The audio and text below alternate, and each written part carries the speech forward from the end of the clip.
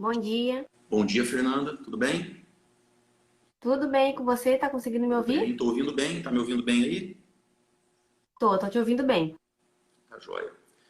Bom dia a todo mundo que está assistindo ou que vai assistir. Primeiramente, obrigado pelo convite, obrigado pela oportunidade de colaborar com a revista e pela disponibilidade em fazer a live no período da manhã. Sei que você precisou fazer alguns ajustes na agenda. De nada, eu que agradeço a sua participação e o seu carinho com a revista por enviar o texto. Ele ficou sensacional. O pessoal gostou bastante. Que bom, que bom. É um assunto bastante interessante, pouco explorado pela historiografia brasileira. Na verdade, a gente tem mais pesquisadores falando da nossa arte barroca, da nossa arte rococó, fora do Brasil, do que aqui, né? Curiosamente, o primeiro grande historiador da arte a se debruçar sobre a obra do Aleijadinho, sobre a obra dos mestres do barroco e do rococó mineiro, foi o Germain Bazin, que era francês, né? Tá mudando um pouquinho. De uns anos para cá, a gente já tem alguns pesquisadores, alguns estudiosos que estão se dedicando mais a esse tema. A gente já tem algumas publicações mais recentes, algumas revisões da historiografia tradicional. Tem muita coisa boa sendo produzida, mas ainda tem muito o que se explorar sobre esse tema, que é um tema muito rico. Eu vejo o barroco e o rococó mineiro como uma grande contribuição do Brasil para a história da arte universal. Sim, com certeza. E para começar esse nosso bate-papo, você quer se apresentar, falar um pouquinho dos seus projetos, da sua formação, de quem Vamos você lá. é? Sim, sim. Bom, eu sou de Minas Gerais, natural de Guaxupé, moro em Juruá atualmente. Eu cursei História, concluí a licenciatura em História no final de 2008. Daí eu já fui para pós-graduação em História Social na Contemporaneidade. Paralelamente eu fiz uma extensão em Ciência Política. Depois eu transitei um pouquinho pela teologia, passei por uma formação, uma extensão em teologia também. E atualmente eu sou professor do ensino fundamental e ensino médio de História, Geografia, Filosofia e História da Arte. São muitas matérias, hein? A gente tem que correr um pouquinho, tem que dançar miudinho para dar conta de tudo, mas eu gosto desse campo das ciências humanas, né? Eu nunca vi a história, por exemplo, como uma disciplina ou uma ciência isolada. Eu sempre gostei de entender e tratar a história como um campo de conhecimento interligado com as demais ciências humanas, com a história da arte, com a filosofia, com a sociologia. E eu procuro conduzir o meu trabalho dessa forma também. Sempre, quando eu falo da filosofia, eu procuro ter um olhar histórico sobre a filosofia. Quando eu falo da história, eu procuro ter um olhar filosófico sobre a história. História da arte é a mesma coisa. Entendi. E, Renan, como surgiu o seu interesse na figura do Aleijadinho? Então, Fernanda, eu costumo brincar que o mineiro ele é um pouco barroco pela própria natureza. A gente tem, a gente tem um sangue barroco, rococó. É uma coisa meio natural, meio intuitiva, sabe? A gente gosta muitas vezes sem conhecer ou conhecendo muito pouco, porque a gente cresce nesse meio, né? Eu sempre gostei muito de arte sacra. Aqui em Guaxupé eu estou muito próximo de uma escola do barroco mineiro do século XIX, que foi a escola de Jacuí, a escola do mestre Jacuí, que é também um mestre, é um santuário do barroco mineiro, já um barroco tardio, mas que teve uma relevância muito grande aqui no sul do estado, a produção artística no século XIX. Então, eu sempre gostei muito disso de uma forma meio intuitiva, sabe? Por crescer, ver a arte das igrejas na minha cidade, na minha região. Quando eu fui para a faculdade e eu comecei a estudar a história da arte, eu comecei a conhecer um pouco mais os aspectos técnicos do barroco mineiro, comecei a ler um pouco mais sobre esse assunto e comecei a me interessar mais já como professor, como pesquisador. Mas eu costumo dizer que a grande virada, a grande guinada na minha vida, quando eu visitei a cidade de Ouro Preto pela primeira vez. Fui a Ouro Preto e fui a Congonhas. E ali eu já era professor, já dava aula de História da Arte, inclusive, já estudava, mas até então eu conhecia a maior parte das obras do Aleijadinho, eu conhecia somente pelos livros.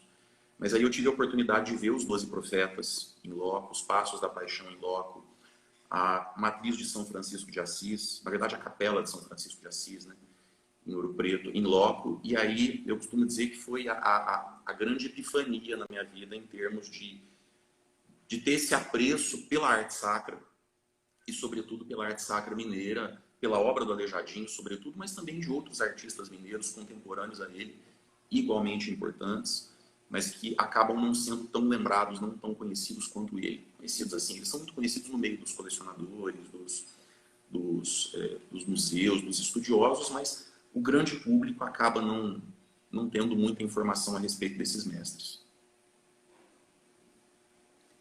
Infelizmente isso acontece, né? Aqui no nosso país, infelizmente, a gente ainda não dá devida importância ao nosso legado artístico e cultural. Como eu falei para você, a gente tem mais estudos no campo da arte sacra brasileira, do barroco brasileiro, fora do nosso país.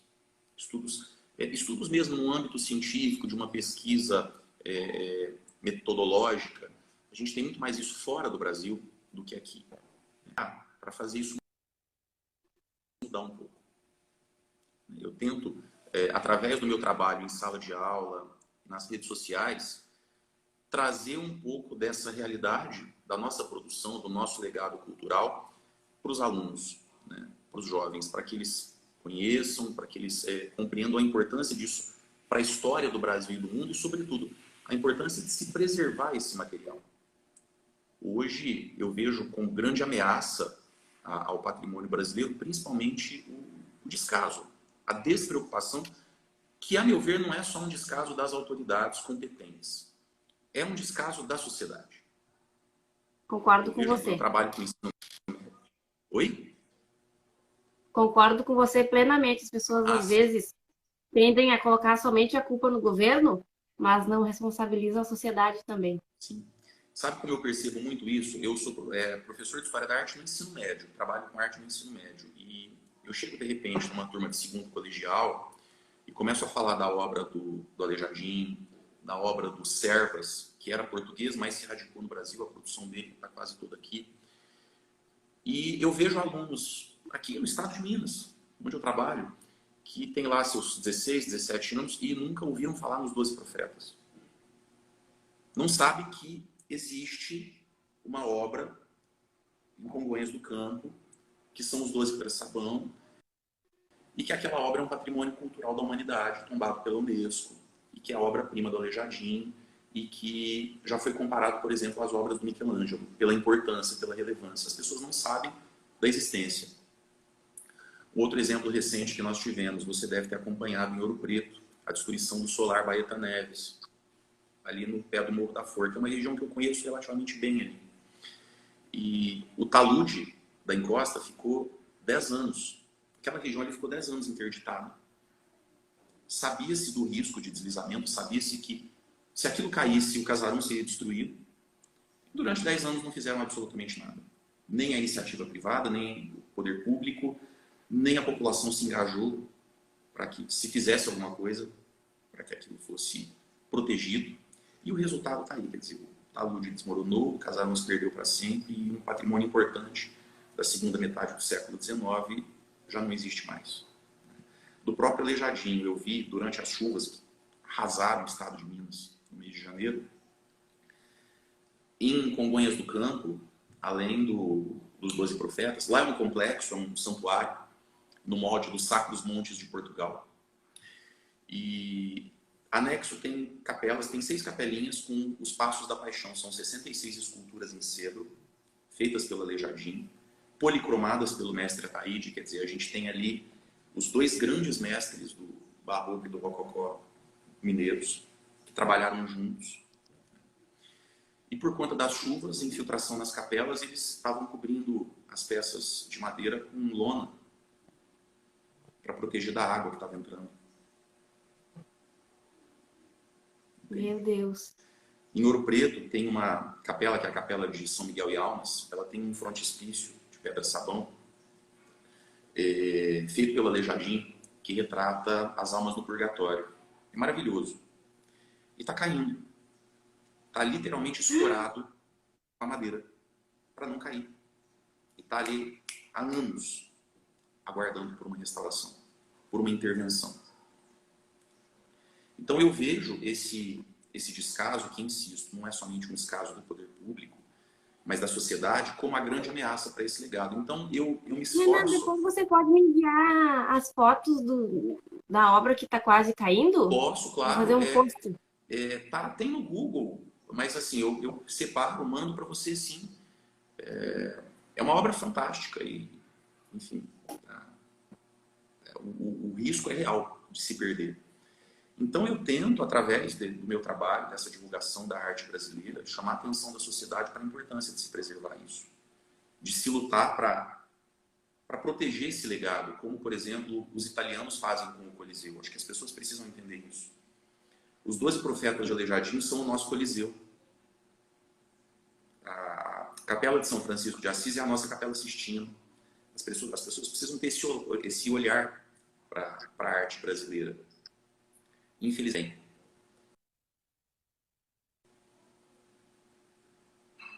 Pois é, infelizmente.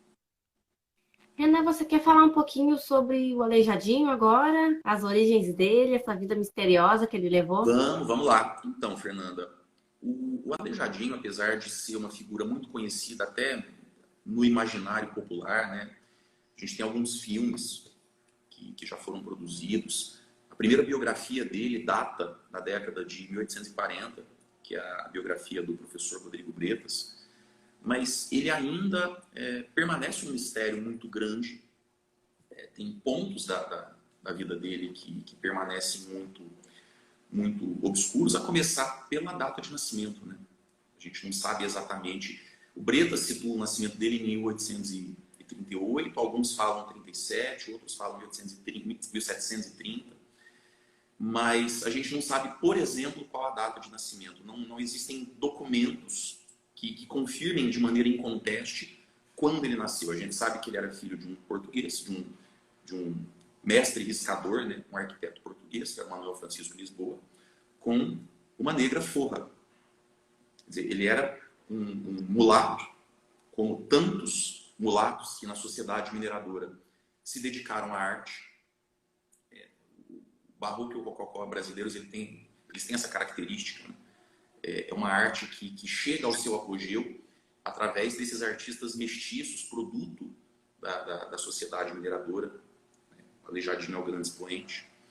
Mas é preciso também entender que a falta de informação que se tem a respeito dele se dá por conta de um contexto. Na época de Aleijadinho, ser um artista, ser um arquiteto, né, mestre riscador, como se dizia naquela época, ou mesmo um entalhador, não era uma profissão glamurosa. Não havia essa mística do artista de galeria que a gente tem, por exemplo, hoje. Não era como ser, por exemplo, um Romero Brito, um artista pop, como a gente tem hoje no século XXI. Ele era mais um artesão. Os entalhadores, os policromistas, eles eram artistas de trabalho manual. Esse tipo de atividade não era uma atividade valorizada. E justamente por isso não se tem muita documentação do trabalho dele. A gente sabe que ele tinha uma oficina, ele, como a grande maioria dos artistas do período, ele não trabalhava sozinho, ele tinha à sua disposição aprendizes, ajudantes, escravos. Ele mesmo, muito provavelmente, começou como um aprendiz do pai, que era um artista português. E, obviamente, ele teria que ter mesmo, porque o grande volume de obras atribuído a ele, que é uma outra questão polêmica que eu quero falar daqui a pouco também, o grande número de obras atribuídas a ele seria impossível de se executar por um artista solitário. Então, aquela figura do imaginário popular, do artista trabalhando sozinho, com as ferramentas amarradas nos punhos aleijados, não foi bem assim. A gente sabe que ele trabalhou até o final da vida, já doente, mas nos últimos tempos ele trabalhava muito mais como um supervisor do que um entalhador. Apesar de a gente ter alguma coisa que ele fez nesse período. Então ele tinha uma oficina, ele era um administrador, ele era um empreiteiro. do século XVIII. Tem algumas fontes que falam que ele pode ter tido algo em torno, no auge da sua produção, algo em torno de 20 a 30 funcionários entre escravos e aprendizes trabalhando junto com ele. E isso fica muito evidente nas obras que são atribuídas a ele. Tem muito pouca coisa que a gente sabe que foi ele de fato que fez. Então, por exemplo, em Sabará, tem duas imagens que a gente sabe que são obra dele, que são duas peças de madeira, São João da Cruz e São Simão Stock, que são dois santos da Ordem Carmelita. Isso tem documentação, tem recibos da época assinados por ele, atestando que foi ele que fez. A gente sabe que em Ouro Preto, os púlpitos da capela de São Francisco de Assis são obra dele, mas quase todo o resto vai por atribuição. Busca-se semelhanças de estilo. O Aleijadinho, pessoalmente, ele tinha um estilo muito peculiar, apesar dele estar inserido no contexto do barroco brasileiro. Ele tem uma produção que ela já tem um direcionamento para o rococó, porque o barroco brasileiro ele é tardio. Na verdade, quando o barroco brasileiro, o barroco e o rococó atingem seu apogeu, na Europa a gente dando sinais de vida, né? Os nossos movimentos artísticos eles tendem a ser tardios em relação aos seus congêneres europeus. Mas a arte dele, ela tem uma inspiração que vai do gótico ao expressionismo. Então, são figuras, muitas vezes figuras magras. Tem algumas marcas na talha dele que são muito características, por exemplo, os cortes em V nas roupas, apontando para baixo, os olhos esbugalhados, separados, a barba que nunca começa aqui na costeleta, ela sempre começa no meio da bochecha e termina em dois cachinhos aqui no queixo, né? O nariz afilado, tem uma peça dele, uma Nossa Senhora das Mercês, que está em Ouro Preto, que é bem característica, ela tem esse nariz afilado. O polegar, que é um polegar anatomicamente estranho, porque ele não começa onde ele deveria começar, ele começa na base da mão. Então, a partir dessas características, a gente consegue identificar. A gente sabe que tem algumas coisas que comprovadamente são dele. A gente consegue atestar algumas peças que muito provavelmente são dele e outras que muito provavelmente são da oficina dele. Por exemplo, dos 12 profetas, tem apenas 2 que muito provavelmente são dele. Se eu não me engano, Joel e Obadias. Os demais foram feitos pela oficina dele sob supervisão dele. Os Passos da Paixão, as imagens de Cristo muito provavelmente são dele. Dos demais apóstolos e das demais figuras que compõem as cenas, da oficina. Talvez o anjo do Passo do Horto seja dele também, talvez. Mas é uma questão ainda não muito bem pacificada entre os historiadores da arte. E aí, por conta disso, e talvez até para, de certa forma, encarecer a importância dele para a história da arte brasileira, muita coisa que não é dele foi atribuída a ele. Então, por exemplo, o mestre de Sabará, que é um mestre anônimo contemporâneo do Aleijadinho. O nome é uma referência à cidade onde está a maioria das obras atribuídas a ele. Tem muita coisa que é do mestre de Sabará, hoje a gente sabe que é do mestre de Sabará, que o próprio Germain Bazin atribuiu ao Aleijadinho, pela semelhança. São muito parecidas, mas são artistas diferentes. O mestre de Piranga. Tem muita coisa do Piranga. Piranga é um distrito, na verdade é um rio que passa perto ali de Ouro Preto, tem um distrito, o distrito de Piranga, perto de Mariana, e tem algumas obras importantes ali naquela região que são desse mestre de Piranga, que algumas delas já foram atribuídas ao Aleijadinho. Tem inclusive uma corrente historiográfica que fala que possivelmente esse mestre, que na verdade hoje a gente sabe que não era um mestre, eram pelo menos 2 irmãos, esse mestre de Piranga pode ter sido auxiliar do Aleijadinho, e depois ele sai da oficina do Aleijadinho e vai desenvolver uma obra própria, né? O próprio Servas, o Francisco Vieira de Servas, que é outro artista, o Servas ele era português, ele vem para o Brasil no século XVIII, e ele tem uma produção muito intensa em Minas Gerais. Tem algumas obras do Servas que já foram atribuídas a Aleijadinho também. Hoje, graças ao revisionismo, e aí a importância de a história ser uma ciência em construção, né? de a gente ter a Graças disposição a da Deus é pesquisa, assim. sim, de a gente ter a disposição da pesquisa historiográfica sempre a possibilidade de rever aquilo que já foi produzido. Graças ao revisionismo, a gente já consegue ter uma visão mais clara da obra do Aleijadinho e sua oficina. Aliás, é o nome de um livro muito bom a respeito dele, O Aleijadinho e sua oficina. Mas os detalhes da vida pessoal dele ainda permanecem obscuros. É isso que é interessante, né? O Michelangelo brasileiro, apesar de eu não gostar muito dessa expressão, porque eu coloco o Aleijadinho num patamar acima do de Michelangelo, como bom mineiro que sou, mas a gente sabe muito pouco da vida pessoal. A obra dele ainda gera uma contenda muito grande entre os pesquisadores em função dessas atribuições, e a vida pessoal dele permanece uma incógnita. Mesmo a questão da morte e dos sepultamentais dele foram exumados pela primeira vez, porque foi feita ali uma pesquisa em torno da doença. Até hoje não se sabe, por exemplo, qual foi a doença que o debilitou. A gente sabe que ele sofreu de uma doença degenerativa a partir mais ou menos dos 40 anos de idade, mas a gente tem alguns autores que falam que ele sofreu de hanseníase, outros que ele sofreu de sífilis, outros que ele sofreu uma sucessão de AVCs que o foram debilitando. Não se sabe. Já se falou em porfíria. Hoje, alguns até falam que a hipótese mais plausível seja porfíria, por conta de o quadro clínico, a sintomatologia que ele desenvolveu nos últimos anos, mas essa também é uma questão que não está resolvida. E quando os restos mortais dele foram exumados pela primeira vez em 1998, na mesma cova havia ossos de mais duas pessoas, de mais dois homens. Então, em última análise, a gente não sabe nem mesmo se aqueles restos mortais que estão sepultados no altar da igreja de Nossa Senhora da Conceição são de fato de Aleijadinho. É muito provável que seja, porque havia naquela ossada uma série de características clínicas, uma série de características forenses que apontam a direção de que são dele, mas não há, por exemplo, uma prova documental. Porque, como ele morreu na miséria, ele foi enterrado em vala comum. Então, até mesmo a questão da morte e sepultamento dele ainda é um tema polêmico.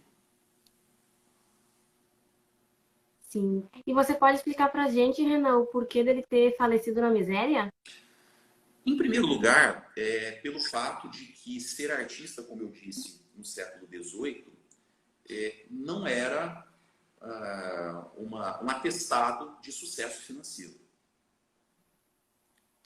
Tem alguns empreiteiros, alguns artesãos que conseguiram alguma celebridade. Ele até teve uma celebridade em vida. A gente sabe que ele, nas licitações para a realização de capelas, de altares, ele ganhava a maioria delas mesmo cobrando mais caro. O Servas era o grande concorrente dele. E ele cobrava o dobro. Né? Ele cobrava, segundo registros, ele cobrava em torno de meia oitava de ouro por dia de trabalho. Para um artesão como ele no século XVIII, meia oitava de ouro era uma quantia razoável. O Servas, que era português, cobrava em torno da metade ou 70% disso. Muitas vezes, mesmo ele cobrando mais caro, ele ganhava. Ele sabia que ele era bom, que a equipe dele era boa. Mas ainda assim, ser artista naquele momento histórico não era uma garantia de conforto financeiro. Sabemos que Aleijadinho não foi um poupador. Ele não era alguém que lidava bem com as finanças. Inclusive, ele fez várias doações para a caridade, para as irmandades religiosas de caridade. Há registros dessas doações. Ele dividiu boa parte da riqueza dele com os pobres, especialmente os pobres de Vila Rica, através das irmandades religiosas. E, se nesse particular o Bretas estiver correto, insisto, a biografia que o Bretas escreveu, ela contém, como eu me referi no artigo, ela contém alguns dados romantizados da vida do Aleijadinho. Não há uma precisão histórica em muita coisa do que o Bretas escreveu, apesar da importância da obra. Mas o Aleijadinho era aquilo que a gente pode chamar de um bom vivant. Então ele apreciava festas, ele apreciava a boa mesa, ele apreciava o conforto. Então ele não foi alguém que, por exemplo, guardou, que poupou ou que investiu o dinheiro que ganhou.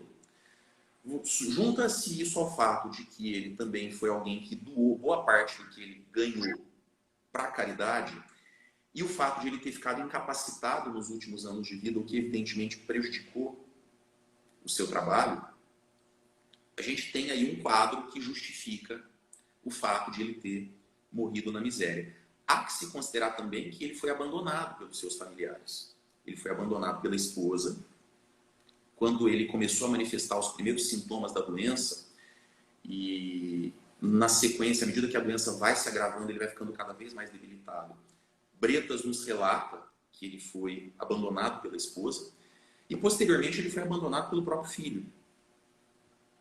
O filho dele, que era um dos seus assistentes, acabou indo para o Rio de Janeiro e o Aleijadinho ficou aos cuidados da nora, que inclusive é a principal fonte do Bretas. O Bretas conheceu a nora do Aleijadinho, ela já bem idosa, na casa ali dos seus 70, quase 80 anos. E a maior parte do que o Bretas escreveu, segundo ele próprio relata, vem das entrevistas que ele fez com a nora do Aleijadinho. Inclusive, tem muita coisa que a gente atribui ao Aleijadinho que vem desse contato do Bretas com a nora dele. Aquele chafariz do Morro do Cruzeiro, em Ouro Preto, que é considerada a primeira obra do Aleijadinho, a atribuição vem da nora. A nora do Aleijadinho relata ao Bretas que foi ele que fez aquela obra. Então, todo Interessante. esse... Oi? Desculpa, cortou? Que interessante isso. Não, eu falei que muito interessante. Ah, sim, sim. É engraçado que a gente costuma pensar que a história oral é uma metodologia de pesquisa recente, pós Segunda Guerra Mundial, né, com a história nova dos franceses, do Bloch. Não é não, gente. Não, o Bretas em 1840 já produziu um livro inteiro. Na verdade, não só a história oral, né? Ele recorreu a alguns documentos. E aí está uma coisa muito, muito curiosa, que é o seguinte: o Bretas ele cita no livro dele alguns documentos da Casa de Câmara de Mariana que são ou que seriam contemporâneos ao Aleijadinho, só que esses documentos se perderam no incêndio. Meu Deus. Então a gente não consegue nem comprovar se as fontes as fontes escritas que o Bretas citou são legítimas ou não. Que tragédia, não? Agora, sabe o que é mais curioso com relação à obra do Aleijadinho? Depois que ele faleceu, em 1814, estava num outro momento histórico, né, já no período joanino, e a gente sabe que Dom João trouxe a missão francesa para renovar a estética no país, e através da missão francesa se introduziu aqui um outro movimento artístico distinto do barroco e do rococó, que é o neoclassicismo. Por conta disso, o barroco mineiro entrou num período, digamos, de ostracismo, de esquecimento. Eu tenho, inclusive, um livro aqui, para quem gosta do assunto, eu recomendo fortemente. O nome do livro é A Mão Devota. Ele é do José Alberto Nemer. Prefácio do Ângelo Osvaldo, que é historiador e atualmente prefeito de Ouro Preto, um dos grandes historiadores culturais do nosso país. Esse livro ele trata dos santeiros populares. Mas, na introdução, ele faz uma menção ao barroco mineiro e à obra do Aleijadinho, que é a seguinte: no início do século, na primeira década do século XX, o arcebispo de Mariana enviou um representante de Bom Jesus de Matosinhos e pediu que se fizesse um inventário das obras do Aleijadinho que estavam naquele santuário. E o padre, enviado para cumprir essa tarefa, produziu um relatório, um documento, detonando as obras dali. que é de uma estética absolutamente horrível, de um absoluto mau gosto, algo completamente anticristão, e ele recomenda, olha só, ele recomenda a destruição dos Passos da Paixão, das imagens, das 66 esculturas dos Passos da Paixão, e a sua substituição por peças mais dignas da sua função. Graças a Deus isso não foi feito. Mas ele chegou Sim, glória a Deus. Amém? Mas ele chegou a recomendar a destruição por achar que a estética daquelas peças não estava de acordo com os fundamentos do Evangelho. Isso é para você ter uma noção do quanto a produção do Barroco e do Rococó mineiros, especialmente a produção do Aleijadinho, foram desmerecidas ao longo do século XIX e começo do século XX. Curiosamente, e aí está um dos grandes paradoxos da história da arte brasileira, quem vai promover o resgate do Barroco mineiro, da obra do Aleijadinho principalmente, um certo exagero, diga-se de passagem, do ponto de vista da pesquisa, são os modernistas de 22. Porque os modernistas de 22, eles vão buscar a construção de uma arte legitimamente brasileira, a partir da absorção das nossas influências culturais, que é a tese do movimento antropofágico. Então, vamos devorar as influências culturais que o Brasil recebeu e vamos digerir essas influências produzindo algo que a gente possa chamar de uma arte legitimamente tupiniquim. E quando Mário de Andrade conhece Ouro Preto e conhece as obras do Aleijadinho, ele fala, olha, isso que a gente está se propondo a fazer, o Aleijadinho já fez. Aleijadinho é o artista brasileiro. O Barroco mineiro é a arte legitimamente tupiniquim. O que a gente está falando que vai começar, na verdade, a gente tem que resgatar, porque eles já nos precederam nessa tarefa. E aí vai haver todo um resgate da importância do Barroco e do Rococó, especialmente mineiros. É bom que fique claro, o que eles chamam de arte legitimamente nacional é o Barroco mineiro. Não é o Barroco baiano, que é maravilhoso, não é o Barroco pernambucano, que é maravilhoso, é o Barroco mineiro. E a partir daí, então, a intelectualidade brasileira começa a ter um olhar diferente sobre as obras do Aleijadinho, dos artistas contemporâneos. E aí a gente vai ter... Aí começa o interesse, o resgate e o desejo de se proteger isso, né? Então, por exemplo, nos anos 30, por influência desse pensamento modernista, o governo de então, isso foi em 38, o Brasil já estava no Estado Novo, por influência dessa mentalidade, dessa nova mentalidade trazida pelos modernistas, o Estado Novo vai declarar Ouro Preto cidade monumento nacional. Ela é tombada depois patrimônio nacional e em 1980 patrimônio cultural da humanidade.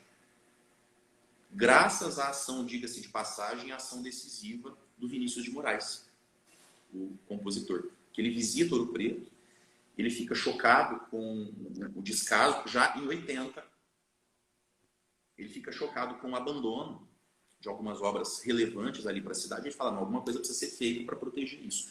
Então se começa uma campanha, ele gostava de passar férias em Ouro Preto, diga-se de passagem, ele começa uma campanha internacional para tombar Ouro Preto, patrimônio cultural da humanidade, isso é obtido em 80. Foi o primeiro complexo urbano tombado em seu conjunto como patrimônio da humanidade. Eu sempre comento isso com os meus alunos, eu gosto de, ocasionalmente, quando possível, levá-los às cidades históricas. Já há 2 anos eu não consigo isso em função da pandemia, se Deus quiser esse ano vai dar certo. Mas eu sempre comento com eles o seguinte, Ouro Preto não é uma cidade onde a gente vai encontrar prédios históricos tombados, não. É uma cidade tombada. O complexo urbano original de Ouro Preto é tombado no seu conjunto. Pela sua importância, porque é o principal complexo urbano colonial ainda preservado com as suas características originais. E aí, nesse complexo urbano, as obras do Aleijadinho estão distribuídas, não só do Aleijadinho, mas principalmente estão espalhadas. Então, a gente tem obras dele, por exemplo, na Igreja do Carmo, na Capela de São Francisco de Assis, né, nas igrejas de Nossa Senhora das Mercês, que inclusive uma delas, são duas em Ouro Preto, uma delas está numa situação bastante precária de preservação. Mas ele ter permanecido esquecida no ostracismo durante aproximadamente um século. Vamos colocar da morte dele, em 1814, até o movimento modernista nos anos 20 e 30, quase que foi destruído, quase que foi jogado no lixo aquilo que ele produziu. Meu Deus. No momento que você falou que um padre propôs a destruição das obras dele, eu me arrepiei toda. Meu Deus, imagina se isso tivesse acontecido.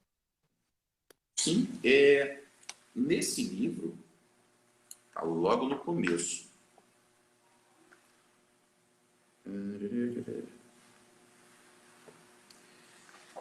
Eu tinha deixado marcado, mas a hora que o pecador caiu no chão. Mas está logo no começo desse livro. Tem uma citação.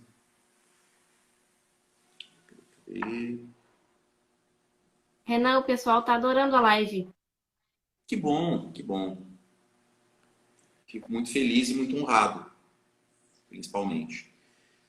Bom, eu vou procurar com calma. Vamos tocar a conversa, depois eu vou procurar com calma e vou mostrar para você.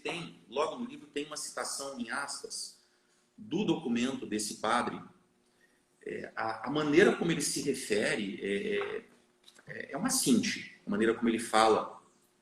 Ele só não chamou de lixo a obra do Aleijadinho. De todo o resto, ele falou e sugeriu que se destruísse.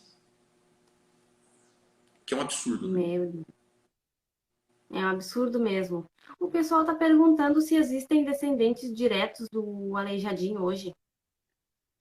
Existe uma pesquisa, em Ouro Preto, tem um promotor de justiça que trabalha como pesquisador autodidata no campo da história. Inclusive, ele, há um tempo atrás, encontrou uma certidão de batismo na igreja de Nossa Senhora da Conceição, a matriz de Nossa Senhora da Conceição, onde ele está enterrado, inclusive, e há fortes evidências de que essa certidão de batismo seja a certidão de batismo do Aleijadinho. E esse pesquisador, até um tempo atrás, ele concedeu uma entrevista falando do trabalho dele, acho que está no YouTube ainda, essa entrevista. Ele disse que após comprovar, de documentar o nascimento de Aleijadinho, o próximo passo, o próximo desejo dele é encontrar descendentes de Aleijadinho ainda vivos. Nós sabemos que Aleijadinho teve pelo menos um filho, que é aquele filho que se mudou para o Rio de Janeiro, ainda com o pai vivo, com o pai já doente. Mas até onde eu sei, não existe uma documentação que comprove a descendência. Há um desejo por parte desse pesquisador de ir atrás dessa informação, mas não tem nada que se comprove.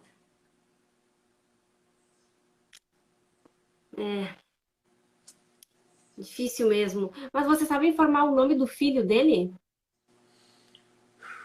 Se eu não estou enganado, era Manuel, o mesmo nome do avô. Segundo a obra do Bretas. Acho que é isso mesmo, Manuel, nome do avô. Mas na própria cidade de Ouro Preto, né, antiga Vila Rica, a gente não tem muita documentação a esse respeito também. Olha que coincidência, o meu avô questão paterno se chamava Manuel. Manuel Francisco Lisboa era o pai de Aleijadinho, mestre Antônio Francisco Lisboa. Né? Aí depois ele vai para o Rio de Janeiro e a informação se perde, a história dele se perde, a gente não sabe mais nada a respeito. Sabemos que ele trabalhava com o pai e provavelmente ele seguiu Ele continuou, né? Ele prosseguiu no Rio de Janeiro fazendo o que ele sabia, que era entalhar. Mas não, pela própria natureza da profissão naquela época, não temos essa informação. Outra pergunta que o pessoal fez é que se... Deixa eu ver aqui. Qual foi o fim da esposa dele e se a esposa dele morreu antes dele? No caso do Aleijadinho. Eu desconheço a data da morte dela. Não sei. Sabe-se, ou pelo menos existe uma tradição que afirma que a esposa dele fugiu com outro homem. Tá? A própria... Aí, mais uma vez, vem a obra do Bretas relatando isso. Mas, insisto, até que ponto isso é fato ou isso é uma lenda que se construiu, porque existem muitas lendas em torno do Aleijadinho, essa é uma questão não totalmente comprovada. A versão tradicional afirma que ela fugiu com outro homem, trocou o Aleijadinho por outro, mas não sabemos o destino que ela teve depois disso. Não saberia dizer se ela morreu depois do Aleijadinho, até porque, curiosamente, o Aleijadinho viveu pra caramba os padrões da época. Ele morreu, apesar de toda a doença que o destruiu, ele morreu com mais de 70 anos. O que, para o começo do século XIX, era uma longevidade absurda. A gente sabe que naquela época a expectativa de vida média do brasileiro estava na casa dos 50 anos. Se ela conseguiu viver mais do que ele, mesmo ele sendo alguém totalmente debilitado pela doença, foi uma proeza. Mas aí, claro, estou fazendo uma conjectura. Sim, sim. Outra pergunta que o pessoal fez também muito, afinal, no final da vida, ele talhava com as próprias mãos ou era com as ferramentas amarradas aos pulsos? Então, o Bretas fala que ele trabalhava dessa forma. O Bretas fala que ele trabalhava com as ferramentas amarradas. E é interessante que muito do imaginário popular que se construiu em torno da figura do Aleijadinho parte dessa obra do Bretas. Certo? É muito pouco provável. A gente sabe que ele continuou trabalhando como supervisor da sua equipe. Isso ele continuou. Inclusive, os profetas, ele produziu já na fase terminal da doença, só que ele demorou 10 anos para fazer os profetas. Entre 1795 e 1805. Tanto que dos 12 tem apenas 2 que são de fato dele. Agora, essa figura do artista entalhando com as ferramentas amarradas aos pulsos, falam que é muito mais uma construção romântica, até porque, vamos pensar, o Bretas, ele produziu a obra dele em 1840, o Brasil estava mergulhado no romantismo, naquele momento de construção da identidade nacional, do reinado de Dom Pedro II, era preciso buscar figuras heróicas nas forças armadas, na cultura, nas artes, para em torno disso se construir uma identidade nacional. E claro, o Bretas vai explorar isso. Se de fato o Bretas está correto nessa afirmação, ou se o Aleijadinho de fato esculpia como o imaginário popular imagina, essa é uma questão ainda não respondida. Pensando na dificuldade de se entalhar em pedra, mesmo a pedra sabão, que é uma pedra mais macia, eu acho muito pouco ter a coordenação para fazer isso. Daí a minha tese de que já no fim da vida ele foi muito mais um supervisor do que um produtor. Tem um momento na carreira dele, na doença, antes de ele ficar completamente incapacitado, tem um momento na doença dele em que ele ainda está produzindo pessoalmente. E até os artistas falam, os estudiosos falam que ali é o apogeu da obra do Aleijadinho. Porque o Aleijadinho, ele tem basicamente 3 fases. Ele tem uma fase do começo da carreira, em que as obras dele ainda são muito influenciadas pelas obras do pai, né, pelas obras do Francisco Xavier de Brito, que era um artista português que veio para Minas Gerais no começo do século XVIII. Depois, ali por volta dos 40 anos, mais ou menos, que é quando ele começa a manifestar os primeiros sinais, a obra dele vai ganhando uma característica própria, aquela coisa do goticismo, do expressionismo. E aí muitos vão falar, olha, aqui é o auge, se pela doença ou não, mas esse momento é a maturidade artística do Aleijadinho.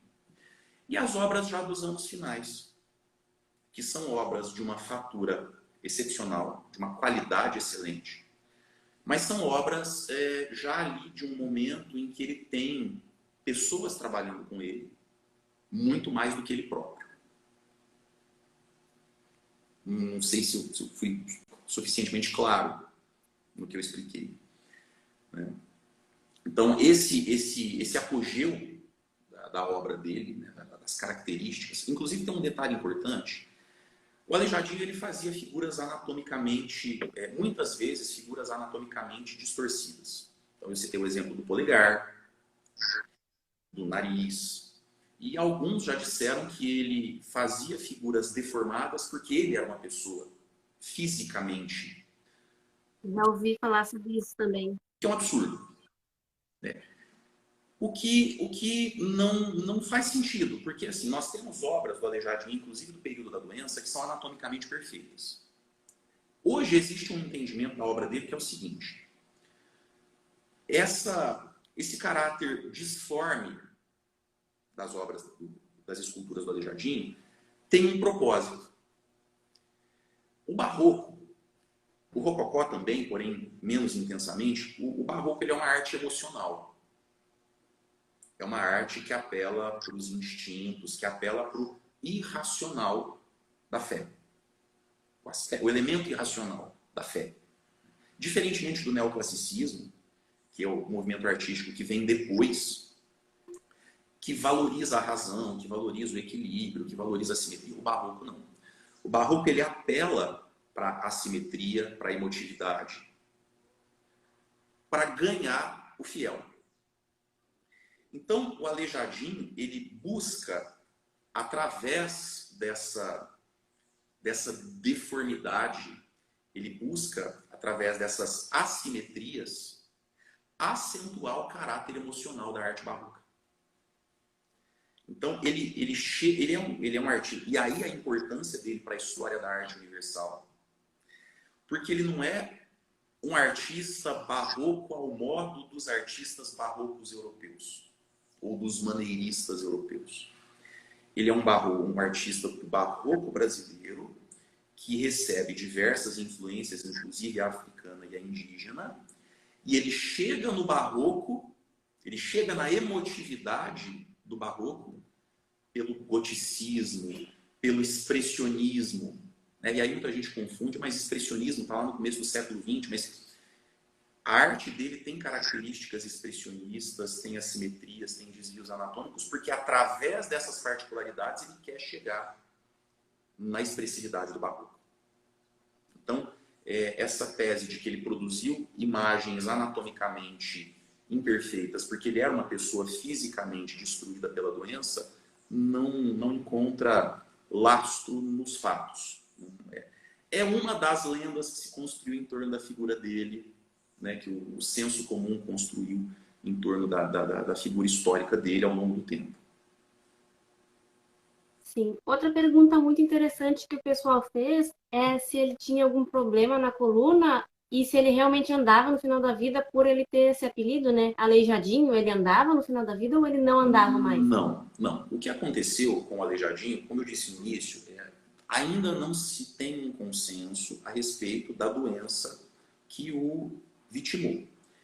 Mas a gente sabe que ele desenvolveu alguns sintomas. Por exemplo, ele vai perdendo os movimentos dos membros periféricos.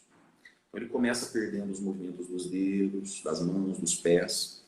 Ele, inclusive, segundo alguns relatos, ele tinha dores muito intensas nos membros e ele acaba amputando os dedos para se livrar dessas dores. Então, não é que, por exemplo, quando a gente sabe que a hanseníase, antes de ter cura, ela levava à perda dos membros terminais dos membros periféricos, mas ele não perdeu em função da doença, não. Muito provavelmente, por conta das dores que ele sentia, ele acaba amputando. Mas também, além disso, ele vai perdendo os movimentos das pernas. Então, nos últimos anos de vida, nos últimos 3, 4 anos de vida, ele passou deitado de cama. Mesmo ainda trabalhando, no período, por exemplo, dos profetas, em Macões, em Congonhas, ele já era carregado. Ele tinha um escravo que o carregava. Então, ele era transportado num burrinho e ele tinha um escravo que conduzia, porque ele já não conseguia, por exemplo, segurar as rédeas mais. E, num dado momento, ele começa, por exemplo, a trabalhar ajoelhado, porque ele já não conseguia mais ficar de pé.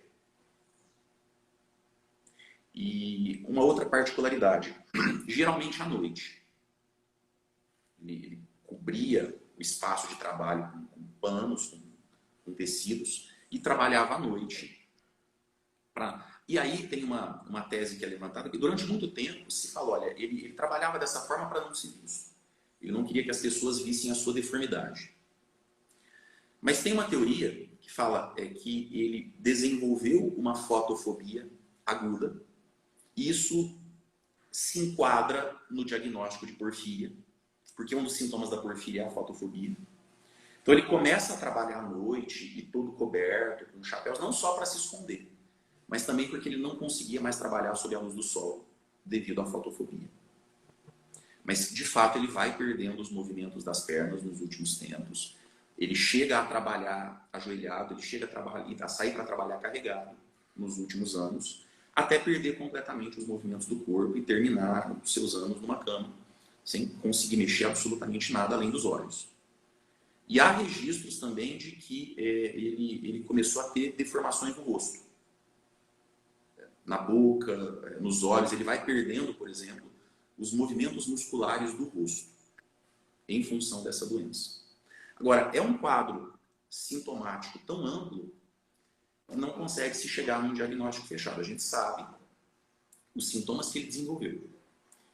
Perda dos movimentos, dores intensas que o levaram a amputar os dedos, deformação no rosto, perda progressiva da visão, da fala, mas a doença que de fato, a doença ou o conjunto de doenças que causou isso, não se sabe ainda.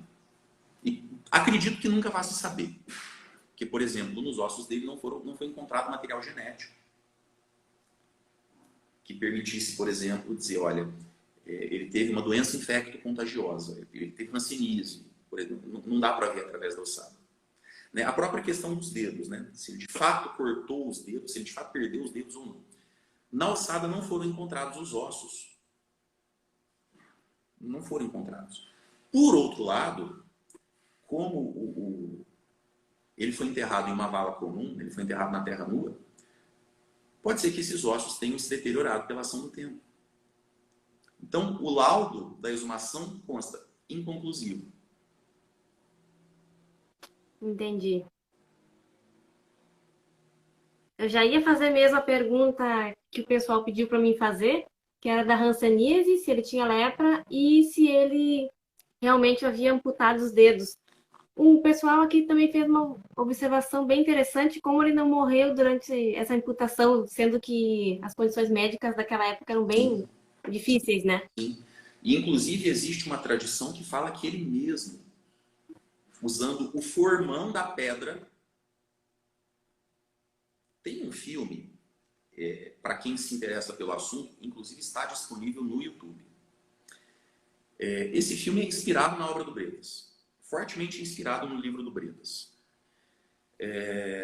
E o filme mostra ele cortando os dedos dos pés, usando a marreta e o formão que ele usava para entalhar a pedra-sabão. Que também é uma narrativa que se construiu em torno da figura dele, que a dor era tamanha que ele mesmo cortava os dedos para se livrar da dor. E sim, é curioso pensar que ele não morreu em decorrência dessas amputações, dadas as condições de gente, pensando que essas amputações foram feitas quase que de forma caseira, e que ele conseguiu ultrapassar a casa dos 70 anos, numa época em que isso era muito difícil até mesmo para as pessoas saudáveis. para as pessoas que não tinham Sim. nenhum tipo de doença degenerativa como a que ele tinha. E ele, de fato, consegue e trabalha, né, mesmo já não conseguindo entalhar como antes, mas trabalha supervisionando os contratos que ele pegava, quase que até os seus últimos anos de vida. Então, vamos pôr, o último grande trabalho dele foram os Profetas, que ele terminou em 1805. Ele morreu 9 anos depois, mas já extremamente debilitado pela doença. É uma coisa Sim. absurda de se pensar para a época, pensando na realidade médica da época. Sim, sim. O pessoal também perguntou com quantos anos ele teria amputado os dedos das mãos e dos pés. Não tem, até onde eu sei, não existe essa informação. A gente sabe que ele começou a manifestar os primeiros sinais da doença por volta de 1777. Ele estaria ali por volta de 40 anos. Se ele de fato nasceu em 1737, como o acredita, é a data mais provável, então ele teria ali por volta de 40 anos, quando começou a manifestar os primeiros sinais da doença. Então, de 1777 até 1805, ele ainda trabalhou sentindo os efeitos da doença. Foram Entendi. 30 anos de trabalho ainda, sentindo os efeitos, sofrendo com os efeitos da doença, né? E nesse intercurso, então, esses sinais vão todos se manifestando e ele vai vivendo todo esse drama pessoal, mas também é o momento em que a obra dele, enquanto ele ainda conseguiu fazer alguma coisa, produzir alguma coisa, é o momento em que a obra dele chega ao máximo expoente da genialidade. Agora, quando, né, a data mesmo, quando ele passou por essas amputações, a gente não tem essa informação. Historicamente não está documentado. Infelizmente. Entendi. Para dificultar nossas pesquisas, né? Uma pessoa fez um comentário bem interessante aqui, ele sofreu como o Van Gogh, ou até mais. Até mais, eu diria. O Van Gogh, ele passou por um sofrimento atroz, que é o sofrimento da doença mental. Mas o Aleijadinho, ele passou por um sofrimento físico terrível. E esse sofrimento físico, ele trouxe consequências psicológicas também. Tá? Tem relatos que apontam que, à medida em que a doença dele vai evoluindo, o temperamento dele, que era um temperamento muito amável, muito liano, ele era uma pessoa muito querida, que se dava bem com todo mundo, até o momento em que ele ficou doente. Conforme a doença aparece e vai evoluindo, ele vai se tornando cada vez mais uma pessoa irascível no trato, até mesmo com os contratantes das suas obras. Tá? Os seus escravos, ele que era uma pessoa, até onde se sabe, uma pessoa muito... ele tinha os seus escravos, mas ele tinha um trato muito humanizado com esses escravos, mas ele começa a maltratá-los. E aí é a questão, né? Ele vai desenvolver um quadro depressivo em função da doença, ou ele teve alguma doença degenerativa que também afetou o seu sistema nervoso. Se a doença foi porfíria, e aí mais uma evidência apontando nessa direção, se a doença foi porfíria, isso explicaria que o quadro também afetou o seu sistema nervoso e causou essa mudança de temperamento. Nos ossos dele, nos supostos ossos, depósitos de ferro no tecido ósseo, remanescentes de depósitos de ferro. E isso é uma característica da porfíria. A porfíria, ela provoca depósito de ferro no tecido ósseo. Inclusive, quando ocorreu a exumação, vamos dizer, tira-teima para averiguar qual daquelas ossadas seria de fato dele, foi a identificação desses depósitos de ferro. Porque era uma peculiaridade que não havia em nenhuma outra ossada daquela vala, sabia-se que ele estava enterrado ali. E aquela ossada era a única que tinha essa característica. Tem imagens na internet dos ossos que são ossos avermelhados. Não é aquele branco amarelado de uma ossada que ficou um século e meio numa sepultura, não. São ossos avermelhados por conta desses depósitos de ferro. Sim. O pessoal também questionou aqui, Renan, se ninguém tentou pesquisar, vamos dizer assim, a genética dos ancestrais dele para ver, para averiguar se não era uma doença de família. Então, o problema é o seguinte, a gente não tem informação nenhuma sobre a mãe, Ah, porque a mãe dele era uma escrava liberta de origem africana, como tantas milhares que desembarcaram na região de Vila Rica no século XVIII. Vamos entender que ele nasceu no auge da mineração, né? O pico minerador é 1750, mais ou menos. Se ele nasceu na década de 1730, então ele nasceu ali na expansão do ciclo minerador e, portanto, na expansão do afluxo de escravos para Minas. Então, a mãe dele é uma das tantas milhares de escravas africanas que chegaram no Brasil sem identidade. Praticamente impossível você rastrear as origens. O pai dele era de origem portuguesa, ele emigrou para o Brasil no começo do século XVIII, se estabeleceu na então Vila Rica, mas também é alguém de quem não se tem muita informação quanto às origens. Porque, como tantos outros artistas de Portugal e do Brasil daquela época, ele não era exatamente uma pessoa relevante, socialmente falando. Ele tem obras importantes, o pai do Aleijadinho tem obras importantes na hoje cidade de Ouro Preto, mas como ele era um empreiteiro, ele era um construtor, como eu disse, não havia essa aura, essa mística do artista. Então a gente não tem, a gente cai no velho problema da falta de documentação. Se de fato foi porfíria, a gente sabe que a porfíria ela é uma doença genética, ela tem um fundo genético.